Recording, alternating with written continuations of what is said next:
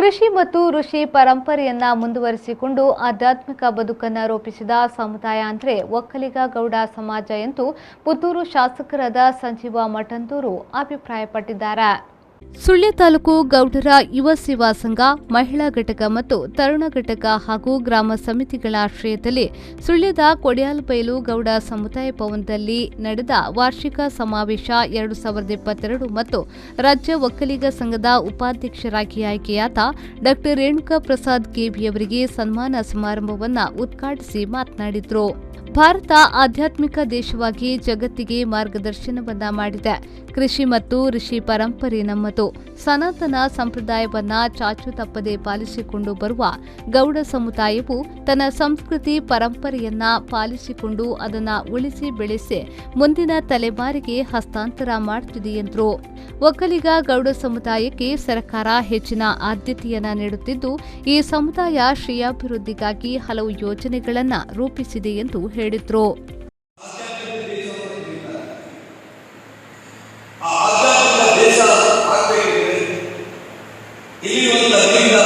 ಸಂಸ್ಕೃತಿ, ಪರಂಪರೆ, ವಿವಿಧ ಭಾಷೆ, ಆಚಾರ ವಿಧಾನಗಳು, ನಮ್ಮ ಆಹಾರ ಪದ್ಧತಿಗಳು ಎಲ್ಲವೂ ಸೇರಿ ಆ ಕೃಷಿ ಪರಂಪರೆ ಮತ್ತು ಋಷಿ ಪರಂಪರೆ ಭಾಗವಾಗಿ ಒಂದು ಆಧ್ಯಾತ್ಮಿಕ ದೇಶವಾಗಿ ಇವತ್ತು ಭಾರತ ಜಗತ್ತಲ್ಲಿ ತಮ್ಮ ಐಡೆಂಟಿಟಿಯನ್ನು ತೋರಿಸುವಂತ ಸಂಗತಿಯನ್ನು ಮಾಡಿದೆ. ಆ ಋಷಿ ಪರಂಪರೆ ಮತ್ತು ಕೃಷಿ ಪರಂಪರೆ ಇವತ್ತು ಈ ದೇಶದ ಆಧ್ಯಾತ್ಮಿಕ ಬದುಕು. ಕೃಷಿ ಪರಂಪರೆಯ ಭಾಗ ಈ ಒಕ್ಕಲಿಗರು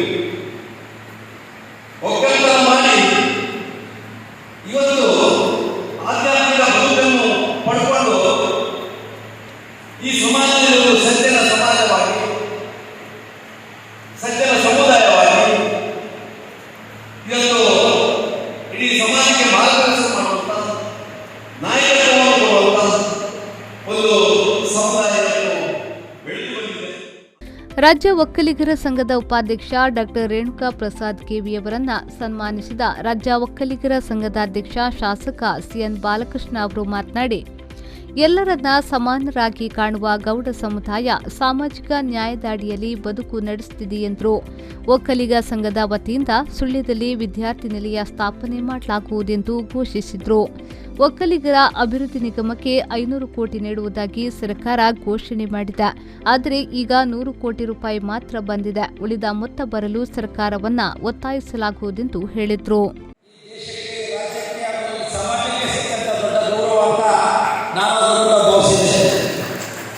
ಇವತ್ತು ಈ ಮಣ್ಣಿನಲ್ಲಿದ್ದಂಥ ನಮ್ಮೆಲ್ಲರ ನೆಚ್ಚಿನ ನಾಯಕರಾದಂಥ ಸದಾನಂದಗೌಡರು ಈ ರಾಜ್ಯದ ಮುಖ್ಯಮಂತ್ರಿಗಳಾಗಿ ಯೂನಿಯನ್ ಗೌರ್ಮೆಂಟ್ನಲ್ಲಿ ಹಲವಾರು ಪಾತ್ರಗಳನ್ನು ಯಶಸ್ವಿಯಾಗಿ ನಿರ್ವಹಿಸತಕ್ಕಂಥದ್ದನ್ನು ನಾವೆಲ್ಲರೂ ಕೂಡ ಹೆಮ್ಮೆ ಪಡಬೇಕು. ಅವರು ಕೂಡ ನಾನು ಈ ಮೂಲಕ ಅಭಿನಂದನೆಗಳನ್ನು ಕೂಡ ಸಲ್ಲಿಸಲಿಕ್ಕೆ ಬಯಸ್ತಾ ಇದ್ದಾರೆ. ವಿಧಾನಸೌಧವನ್ನು ಕಟ್ಟಿದವರು ಕೆಂಗಲ್ ಹನುಮಂತಯ್ಯನವರು, ವಿಕಾಸಸೌಧವನ್ನು ಕಟ್ಟಿದಂಥವರು ಎಸ್ ಎನ್ ಕೃಷ್ಣ ಅವರು, ಬೆಳಗಾವಿ ಮರಾಠಿಗರು ನಮ್ಮ ಅಂತ ಅಂದಾಗ ಈ ರಾಜ್ಯದ ಮುಖ್ಯಮಂತ್ರಿಗಳಾಗಿ ಎಚ್ ಡಿ ಕುಮಾರಸ್ವಾಮಿ ಅವರು ಒಂದು ಸುವರ್ಣ ವಿಧಾನಸೌಧವನ್ನು ಕಟ್ಟಬೇಕು, ಬೆಳಗಾವಿಯಲ್ಲಿ ಇರ್ತಕ್ಕಂಥ ಸಂಕಲ್ಪವನ್ನು ಮಾಡಿ ಜಾಗವನ್ನು ಕಾಯ್ದಿರಿಸಿ ಇರ್ತಕ್ಕಂಥ ಒಂದು ಕೀರ್ತಿಗೆ ಕುಮಾರಸ್ವಾಮಿ ಅವರು ಪಾತ್ರರಾಗಿದ್ದಾರೆ. ಅವರೆಲ್ಲರೂ ಕೂಡ ಅಭಿನಂದನೆಗಳನ್ನು ಸಲ್ಲಿಸಲಿಕ್ಕೆ ಬಯಸ್ತೇನೆ. ತದನಂತರ ನಾನು ಯಡಿಯೂರಪ್ಪ ಸಾಹೇಬರು ಅದನ್ನು ನಿರ್ಮಾಣ ಮಾಡತಕ್ಕಂಥದ್ದು, ಅವರು ಕೂಡ ನಾನು ಅಭಿನಂದನೆಗಳನ್ನು ಸಲ್ಲಿಸಲಿಕ್ಕೆ ಬಯಸ್ತಾ ಇದ್ದೇನೆ. ಸನ್ಮಾನ ಸ್ವೀಕರಿಸಿ ಮಾತನಾಡಿದ ಡಾ ರೇಣುಕಾ ಪ್ರಸಾದ್ ಅವರು, ಒಕ್ಕಲಿಗರಿಗೆ ಗೌರವ ಬರುವ ನೆಲೆಯಲ್ಲಿ ಕೆಲಸ ಮಾಡುತ್ತೇನೆ ಎಂದರು. ಒಕ್ಕಲಿಗರ ಸಂಘದ ವತಿಯಿಂದ ಸುಳ್ಯದಲ್ಲಿ ಉಚಿತ ವಿದ್ಯಾರ್ಥಿ ನಿಲಯ ಸ್ಥಾಪನೆಗೆ ಸಿದ್ಧತೆ ನಡೆದಿದೆ ಎಂದು ಹೇಳಿದರು. ಮುಖ್ಯ ಅತಿಥಿಯಾಗಿದ್ದ ವಿಧಾನ ಪರಿಷತ್ನ ಸದಸ್ಯ ಎಲ್ ಭೋಜೇಗೌಡ ಅವರು ಮಾತನಾಡಿದರು.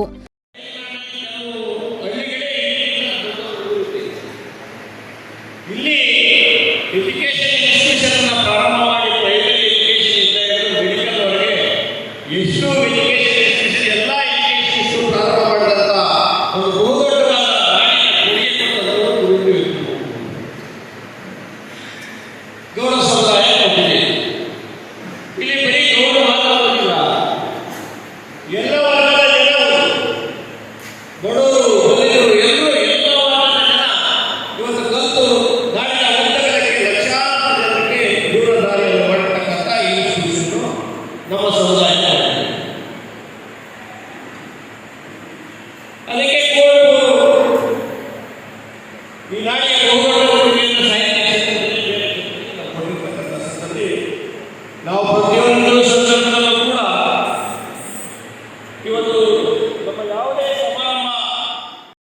ರಾಜ್ಯ ಒಕ್ಕಲಿಗರ ಸಂಘದ ಗೌರವಾಧ್ಯಕ್ಷ ಡಾಕ್ಟರ್ ಅಂಜನಪ್ಪ ಅವರು ಮಾತನಾಡಿ ಗೌಡ ಸಮುದಾಯದ ಕಾರ್ಯಕ್ರಮಗಳ ಬಗ್ಗೆ ಮೆಚ್ಚುಗೆಯನ್ನ ವ್ಯಕ್ತಪಡಿಸಿದರು.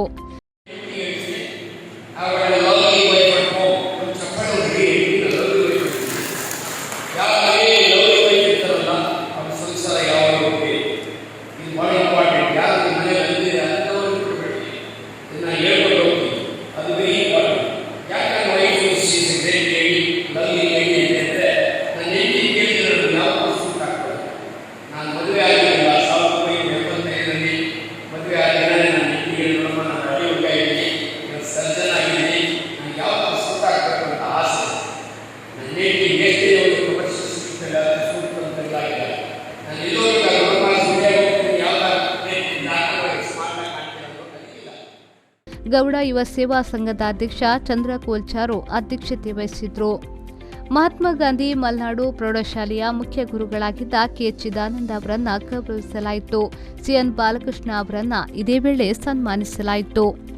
ರಾಜ್ಯ ಒಕ್ಕಲಿಗರ ಸಂಘದ ಜೊತೆ ಕಾರ್ಯದರ್ಶಿ ರಾಘವೇಂದ್ರ, ನಿರ್ದೇಶಕ ಮಂಜೇಗೌಡ ಅತಿಥಿಗಳಾಗಿದ್ದರು.